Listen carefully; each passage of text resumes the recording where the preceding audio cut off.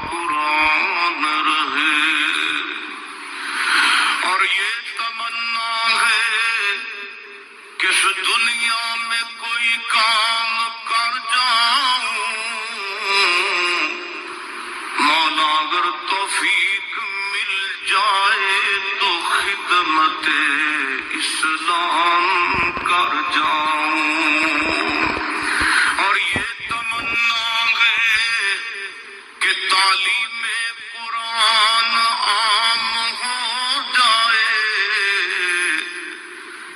مولا یہ تمنا ہے کہ تعلیم قرآن عام ہو جائے، تمام پرچموں سے اونچا پرچم اسلام ہو جائے۔ تو رحیم ہے تو کریم ہے،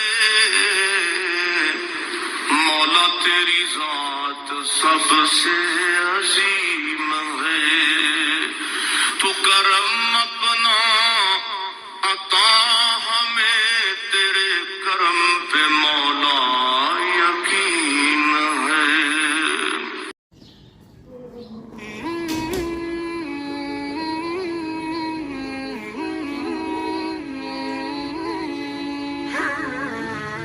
گزر جائیں گے، سارا بھروسہ دنیا داروں پہ۔ حضرت بایزید بستامی رحمت اللہ تعالیٰ علیہ فرماتے ہیں کہ رمضان کا مہینہ تھا تو میرے بستان میں نا سارے میرے ہاتھ چومنے والے تھے۔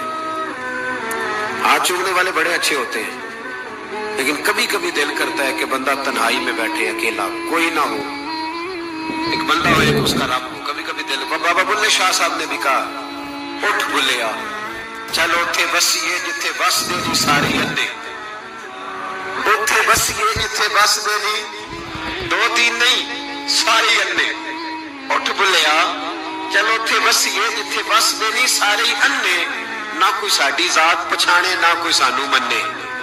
تو حضرت بایزید فرماتے میرا بھی دل کرتا تھا آج وہاں جاؤں جہاں کوئی جاننے والا ہو، اور وہاں جا کے نہ، میں رمضان کا مہینہ تھا تو دل کیا کہ وہاں جا کے روزے گزاروں جہاں ہاتھ چومنے والے نہ ہو، میں ذرا کھل کے عبادت کروں۔ فرماتے ہیں میں دور بستان سے نکلا، ایک مسجد میں جا کے اعتکاف بیٹھا، پورے مہینے کا اعتکاف۔ پہلے دن مسجد میں کیا تو نمازی پوچھنے لگے بابا جی روٹی کہاں سے کھاؤ گے؟ میں نے کہا کہ میرا اللہ دے گا۔ یہ نہیں کہتے کہ بابا جی فکر نہ کرنا روٹی آ جائے گی۔ کہا روٹی کہاں سے کھاؤ گے؟ کہا اللہ دے گا۔ کہنے لگے اللہ تو دے گا پر کس طرح؟ تو آپ فرمانے لگے آپ مسلمان ہیں، آپ کو سمجھنا چاہیے کہ اللہ وسیلے کو پسند ضرور فرماتا ہے پر اللہ وسیلے کا محتاج نہیں، وہ اگر چاہتا ہے تو پھر بے حساب ہی عطا فرماتا ہے، تو وہ دے دے گا انشاءاللہ۔ کہنے لگے جی دے گا تو صحیح پر کس طرح؟ آپ فرماتے میں نے سمجھایا، دو نمازیوں کو زور کے وقت سمجھایا تو دو پھر اثر میں پوچھنے لگ گئے کہ بابا جی ادھر ہی رہنا ہے پورا مہینہ؟ کہا ادھر ہی رہنا۔ تو روٹی؟ میں نے کہا اللہ دے گا۔ کہتے انہوں نے بھی پوچھا کیسے؟ ان کو بھی میں نے سمجھایا۔ پھر وقت ہو گیا مغرب کا تو دو تین نمازی پھر پوچھنے لگ گئے، حاجی ہیں، نمازی ہیں، صوفی درویش قاری ہیں، پر یہ بتا کہ تیرے من کا تعلق بھی جڑا ہوا کہ نہیں؟ تیرے اندر سی آواز بھی توکل علی اللہ کی آتی ہے کہ نہیں؟ یہ بھی تو غور کرنا۔ حضرت بایزید کہتے ہیں میں تنگ آ گیا، میں نے معلوم کیا کہ یہ ساتھ گھر کس کا ہے؟ بتایا گیا یہودیوں کا ہے۔ میں نے کسی ذریعے سے ان سے رابطہ کیا یا میں خود چلا گیا، میں نے ان سے رابطہ کر کے کہا کہ تمہارے گھر میں کوئی کام کاج کرنے والی عورتیں تو ہوں گی؟ کہاں ہیں؟ فرمایا مجھ سے پیسے لے لو، بس 2 روٹیاں سویرے مل جائیں سحری میں، 2 شام کو مل جائیں، تو میں سرکے سے کھاؤں یا کسی چیز سے تناول کروں، 2 روٹیاں مجھے صبح شام پیسے لے لو۔ فرماتے ہیں وہ مان گئے۔ اب میرا دل کرتا تھا کوئی نمازی مجھ سے سوال کرے تو میں ذرا اعلان کر دوں کہ میرا بندوبست ہو گیا ہے، میں ذرا اعلان کر دوں کہ میرا بندوبست، خیرت نے کہہ بھی دیا لا الہ الا اللہ تو کیا حاصل، دل و نگاہ اگر مسلمان نہیں تو کچھ بھی نہیں۔ فرماتے میں ایک نمازی نے اثر میں پوچھ لیا کہ بابا روٹی، تو میں بول پڑا، میں انتظار میں تھا میں بولا، میں نے کہا نمازیوں، حاجیوں، درویشوں، رمضان کے روزے رکھنے والوں، صائم الدہر قائم اللیل لوگوں، یہ ساتھ میرے پڑوس میں مسجد کے یہودی ہیں، میں نے پیسے چکا دیے ہیں، 2 روٹیاں سویرے 2 شام مل جائیں۔ کہتے اعلان کیا تو نمازی چپ کر گئے۔ اب 3 دن بیت گئے، کسی نے پوچھا ہی نہیں، اللہ، کسی نے پوچھا نہیں روٹی کہاں سے آئے گی۔ حضرت بایزید فرماتے ہیں فجر کا وقت تھا، سر سجدے میں رکھ کے میں کھول کے رویا اور نماز پڑھ کے میں نے نمازیوں سے کہا، او نمازیوں، آؤ دوبارہ سے کلمہ پڑھے، آؤ پھر سے کہیں لا الہ الا اللہ، آؤ پھر سے کلمہ پڑھے۔ کہتے نمازی کہنے لگے تو کون ہوتا ہے ہمیں دوبارہ کلمہ پڑھانے والا؟ میں نے کہا یارو کس طرح کے مسلمان ہو کہ میں روز کہتا رہا اللہ دے گا، تم کہتے تھے کیسے دے گا، اور جب میں نے کہا 2 روٹیاں یہودی دے دیں گے تو تم خاموش ہو گئے ہو۔ اور مجھے بتاؤ، جن لوگوں کا یہودیوں پہ توکل مضبوط ہو اور رب پہ توکل کمزور ہو، انہیں دوبارہ کلمہ پڑھنا چاہیے کہ نہیں پڑھنا چاہیے؟ انہیں دوبارہ اللہ تبارک و تعالیٰ کی توحید کی شہادت دینی چاہیے کہ نہیں دینی چاہیے؟ آؤ پھر سے کلمہ پڑھیں۔ قرت نے کہہ بھی دیا لا الہ الا اللہ تو کیا حاصل، دل و نگاہ اگر مسلمان نہیں تو کچھ بھی نہیں۔ کلندر لاہوری بول کے کہنے لگے جو میں سر بسجدہ ہوا کبھی تو زمین سے آنے لگی صدا، تیرا دل تو ہے صنم آشنا، تجھے کیا ملے گا نماز میں؟ بھائیو، اخلاق کی پہلی سیڑھی یہ ہے کہ تیرا اپنے رب پہ بھروسہ کتنا ہے۔ تیرا انویسٹر پہ بھروسہ زیادہ ہے، سیٹ پہ بھروسہ زیادہ ہے، بلڈر پہ بھروسہ زیادہ ہے، تیرا انڈسٹری کے مالک پہ بھروسہ زیادہ ہے کہ اللہ پہ بھروسہ زیادہ ہے؟ تو اخلاق کا مطلب ہے پہلی سیڑھی، اور دوسری سیڑھی اخلاق حسنہ کی وہ ہے شکر کرنا۔ کیا کرنا؟ بول کے بتائیے، بول۔ دوسری سیڑھی ہمارے یہاں نا دکھوں پہ فوکس ہے، کسی سے پوچھیں کیا حال ہے تو اس کے وجود میں 360 ہڈیاں ڈاکٹر بتاتے ہیں۔ بھائی صاحب طبیعت کیسی ہے؟ کہتے ہیں یہ گھٹنا بڑا درد کرتا ہے۔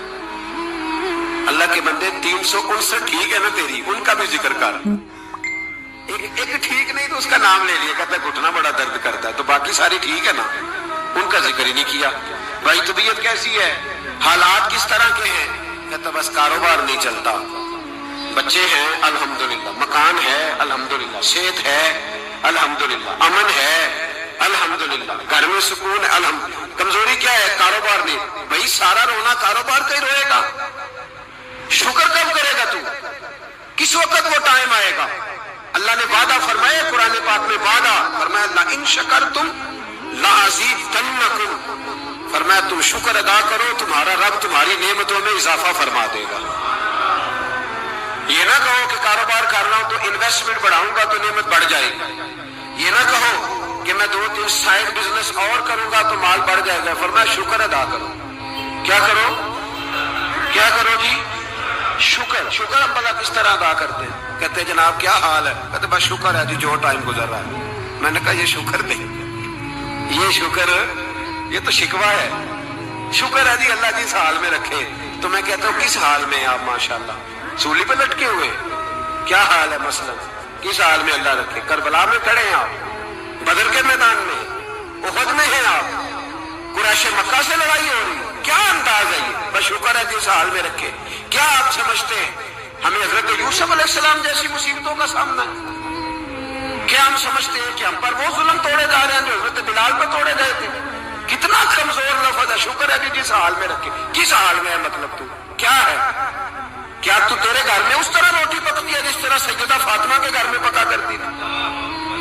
کیا تیرا مکان اس طرح کا ہے جس طرح سیدہ عائشہ کا اجڑا تھا؟ کس بات، یہ کیا انداز ہے؟ بس شکر ہے جس حال میں اللہ رکھے۔ شکر ہے، اتنی زیادتی جملوں میں، اتنی تلخی، اتنا غیریت کا پن، جیسے بڑا کوئی انسان تو بس جی شکر ہے جی جو ٹائم بس جی 2 دن گزر جائے شکر ہے۔ کیا مطلب ہے اس بات کا؟ کہاں دن گزرا ہے؟ کون سی ایسی تکلیف ہمیں آ گئی؟ اس قدر زیادہ ناشکری۔ حضرت رابعہ بصریہ رحمت اللہ علیہا، پڑوس میں ایک نوجوان رہتا تھا، جو ہمارے دائیں بائیں لوگ رہتے ہیں نا جن کے ساتھ بچپن گزرتا ہے بندہ جانتا ہے۔ تو نوجوان ایک دن گھر سے باہر نکلا، اماں جی اسے بڑا پرانا جانتی تھی، باہر نکلا تو سر پہ اس نے سرخ رنگ کی پٹی باندھی۔ اماں جی کہنے لگے بیٹے خیریت ہے؟ वो घर पुरानी जो माएँ होती थी ना, वो जानती थी बच्चा किसका है, वालिद का नाम क्या है, दादा का, बेटा खैर है। वो कहा अम्मा जी सर में दर्द हो रही थी शदीद, तो पट्टी बांध ली। तो अम्मा कहने लगी बेटे उम्र कितनी हो गई? कहने लगा 35-40 साल। कहा बेटे 35-40 साल में कभी दर्द तो नहीं हुआ? कहा नहीं। तो अम्मा जी फरमाने लगे 40 साल अल्लाह ने सेहत दी, तूने शुक्र की एक पट्टी भी नहीं बांधी, और आज दर्द हुआ है तो शिकवे की पट्टी फौरन ही बांध ली है, ताकि सारे जमाने को बताता फिरे कि बड़ी दर्द है, बड़ी दर्द है। 40 साल में तू शुक्र की पट्टी भी बांध ली, पता चलता कि तुझे अल्लाह ताला का शुक्र भी तेरे पास है। हजरत जनाब ईसा अला नबीना वाले